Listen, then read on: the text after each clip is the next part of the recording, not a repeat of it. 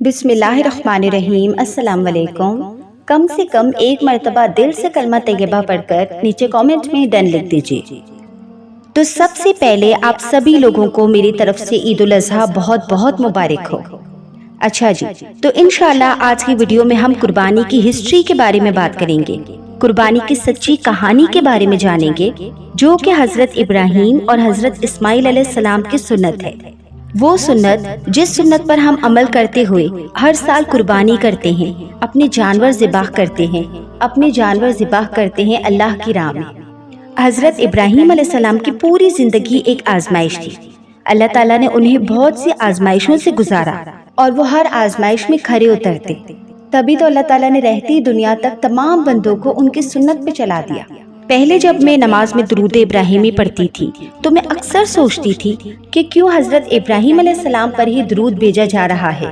اب حضرت محمد صلی اللہ علیہ وسلم تو ہمارے آخری نبی ہیں، ان پر تو ہم درود بھیجتے ہیں کیونکہ ہم ان کی امت میں سے ہیں، وہ آخر الزمان ہیں، مگر حضرت ابراہیم علیہ السلام پر ہم کیوں درود بھیجتے ہیں؟ تو جب میں نے حضرت ابراہیم علیہ السلام کی زندگی کو پڑھا، ان کی ہسٹری کو جانا، تو اس سے اندازہ ہوا کہ کیوں اللہ تعالیٰ نے انہیں خلیل اللہ کا لقب دیا۔ خلیل اللہ یعنی اللہ کا دوست۔ تو انشاءاللہ آج کی ویڈیو میں ہم قربانی کے سچے واقعے کے بارے میں بات کریں گے کہ قربانی کیا ہے اور قربانی کیوں دی جاتی ہے، قربانی کا اصل مقصد کیا ہے۔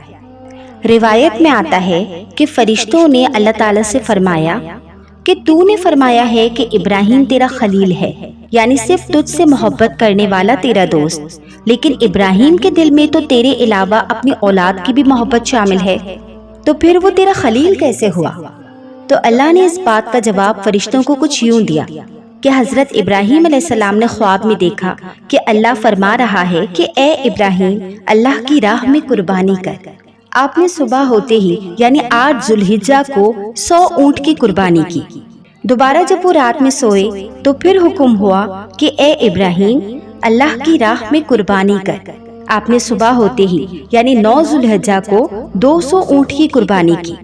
پھر جب رات میں سوئے تو پھر خواب آیا کہ اے ابراہیم، اللہ کی راہ میں قربانی کر۔ اب آپ نے اللہ سے فرمایا کہ اے میرے اللہ، تو مجھ سے کس چیز کی قربانی چاہتا ہے؟ تو فرمایا گیا کہ جو تجھے سب سے زیادہ عزیز ہے، جس سے تجھے سب سے زیادہ محبت ہو، تو وہ قربان کر۔ اب آپ سمجھ گئے کہ آپ سے آپ کے بیٹے اسماعیل علیہ السلام کی قربانی کا سوال کیا جا رہا ہے۔ آپ نے بنا سوال و شکوہ کیے صبح اٹھتے ہی اپنی زوجہ حضرت ہاجرہ رضی اللہ تعالی عنہا سے فرمایا کہ اپنے بیٹے کو تیار کر دو، آج اس کی بہت بڑے دربار میں ایک بادشاہ کے ہاں دعوت ہے۔ ماں نے اپنے بیٹے کو سجا کر خوشبو وغیرہ لگا کر روانہ کیا۔ گھر سے نکلتے وقت آپ نے ایک چھری اور رسی اپنے ساتھ لے لی اور مینا کی طرف روانہ ہوئے۔ جب شیطان لعین نے دیکھا کہ ابراہیم اپنے رب کے حکم کی پیروی کر رہا ہے تو اس سے برداشت نہ ہوا، تو پھر اس نے اپنا کام شروع کیا بہکانے کا۔ اس نے بوڑھے کی شکل اختیار کی اور بی بی ہاجرہ کے پاس پہنچا اور کہا، اے ہاجرہ، کیا تم جانتی ہو کہ تمہارے شوہر تمہارے بچے کو لے کر کہاں گئے ہیں؟ تو آپ نے فرمایا، جی ہاں، وہ میرے بچے کو لے کر ایک بادشاہ کے ہاں گئے ہیں، آج میرے بیٹے کی دعوت ہے وہاں۔ تو شیطان نے آپ سے کہا کہ نہیں، وہ تجھ سے جھوٹ بول کر گیا ہے، وہ تیرے بیٹے کو ذبح کرنے کے لیے لے کر گیا ہے۔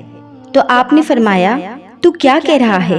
کیا کوئی باپ ایسا کرے گا کہ اپنے ہی بچے کو ذبح؟ تو شیطان نے کہا، ہاں، کیونکہ اس سے اللہ نے حکم دیا ہے۔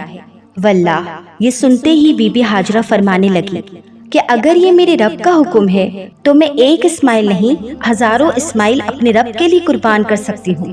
اللہ اکبر، سبحان اللہ، مرحبا مرحبا۔ یہ تھے ہمارے پاک بیبیوں کے جذبے۔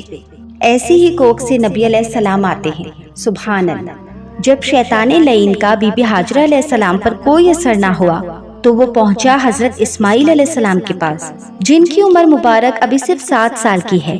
اب غور سے سنیے گا آگے۔ شیطان نے آپ سے فرمایا کہ کیا آپ کو پتہ ہے کہ آپ کے والد آپ کو کدھر لے جا رہے ہیں؟ آپ نے فرمایا، بالکل، میرے والد ایک بادشاہ کے ہاں مجھے دعوت پر لے جا رہے ہیں۔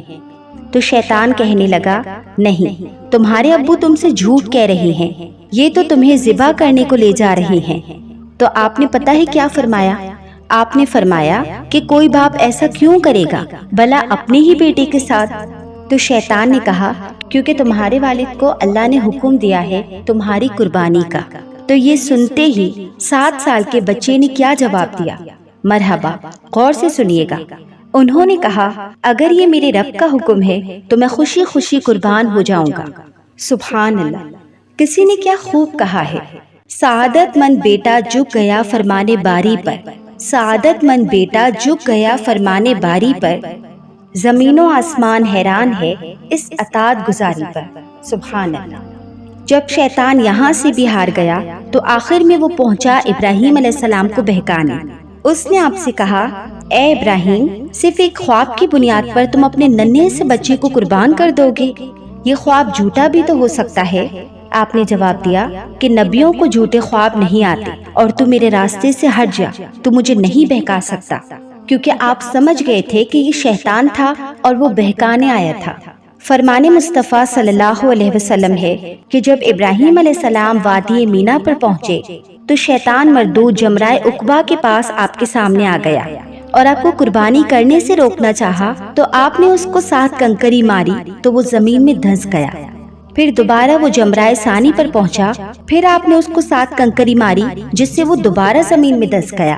تیسری باری وہ جمرائے کبریٰ پر پہنچا تو آپ نے پھر اسے 7 کنکری ماری جس سے وہ پھر زمین میں دھنس گیا۔ اے ایمان والو، ابراہیم علیہ السلام کا شیطان کو یوں کنکری مارنا اللہ کو اس قدر پسند آیا کہ اللہ نے قیامت تک کے لیے حاجیوں کو حکم دے دیا کہ بھلے ہی وہاں شیطان نہ ہو لیکن تینوں جمرات کو کنکری مارنی ہے، کیونکہ یہ سنت ابراہیم علیہ السلام ہے اور اس سنت کو قیامت تک زندہ رکھنا ہے۔ سبحان اللہ۔ دل سے دعا ہے کہ اللہ کریم ہم سب کو شیطان کو کنکری مارنا نصیب کرے، آمین ثم آمین۔ اب آپ اپنے بیٹے سے مخاطب ہو کر کہتے ہیں کہ اے میرے بیٹے، مجھے اللہ کا حکم ہوا ہے خواب میں کہ میں اس کی راہ میں اپنی سب سے قیمتی چیز قربان کروں۔ میرے بیٹے، میرے لیے آپ سے زیادہ کچھ قیمتی اور عزیز نہیں ہے، اس لیے میں آپ کو اللہ تعالیٰ کی راہ میں قربان کر رہا ہوں۔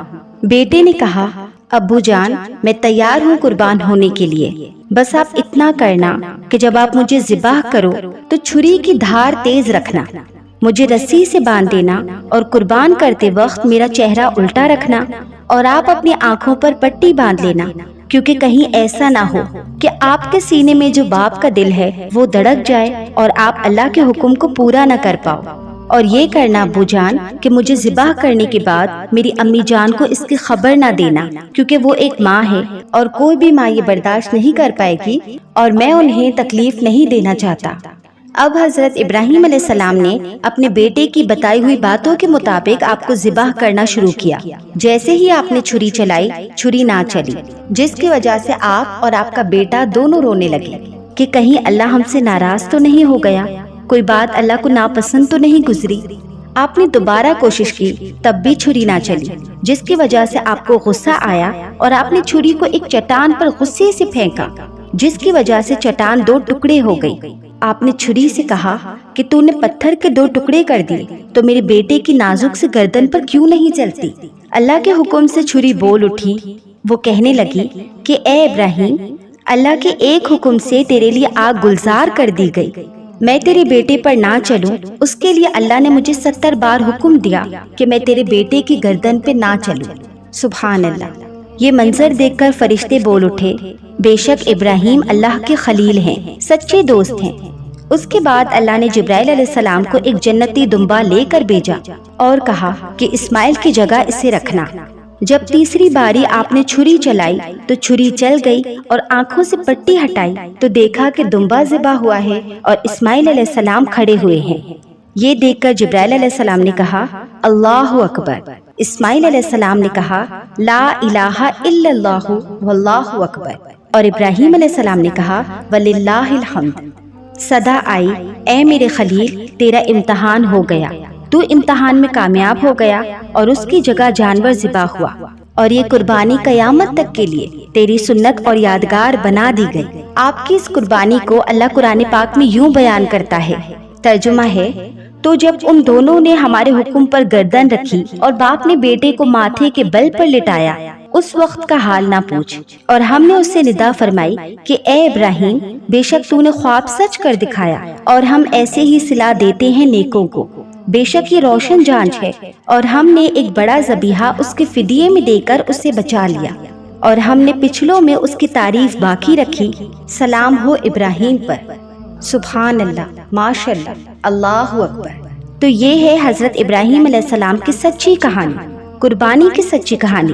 اب پتہ چلتا ہے کہ کیوں ہم ہر نماز میں حضرت ابراہیم علیہ السلام پر درود بیچتے ہیں، ان کو سلام پیش کرتے ہیں، کیونکہ حضرت ابراہیم علیہ السلام اللہ کے دوست تھے، اللہ سے محبت کرنے والے سچے مومن تھے۔ اگر ہم حج کو دیکھیں تو حج پورا کا پورا حضرت ابراہیم علیہ السلام کی سنت ہے، اور قربانی بھی حضرت ابراہیم علیہ السلام کی آزمائش پر صبر کا صلہ ہے۔ آج رہتی دنیا تک ہم سب ہر سال اللہ کی راہ میں جانور ذبح کرتے ہیں، اور حضرت ابراہیم علیہ السلام کی اس پیاری سی سنت کو زندہ رکھتے ہیں۔ اللہ تعالیٰ سے دل سے دعا ہے کہ اللہ تعالیٰ ہماری قربانی کو بڑھا چڑھا کر قبول کرے، اور جو لوگ قربانی نہیں کر سکتے اللہ تعالیٰ ان کو بھی قربانی کرنے کی توفیق اور وسائل عطا کرے۔ تو مسلمان ہونے کے ناطے ہم سب کو پوری معلومات ہونی چاہیے کہ کیوں ہم ہر سال یہ تہوار مناتے ہیں اور اللہ کی راہ میں جانور قربان کرتے ہیں۔ تو جتنا بنے اس ویڈیو کو اپنے مسلمان بھائیوں کے ساتھ شیئر کریں، تاکہ ان کو بھی قربانی کی ہسٹری کے بارے میں پتہ ہونا چاہیے، اور یہ پتہ ہونا چاہیے کہ کیوں ہم ہر سال جانور ذبح کرتے ہیں، اس کے پیچھے کیا راز ہے۔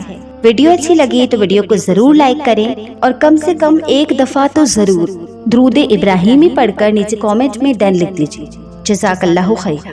اللہم صلی علی محمد وعلی آل محمد کما صلیت علی ابراہیم وعلی آل ابراہیم انک حمید مجید۔ اللہم بارک علی محمد وعلی آل محمد کما بارکت علی ابراہیم وعلی آل ابراہیم انک حمید مجید۔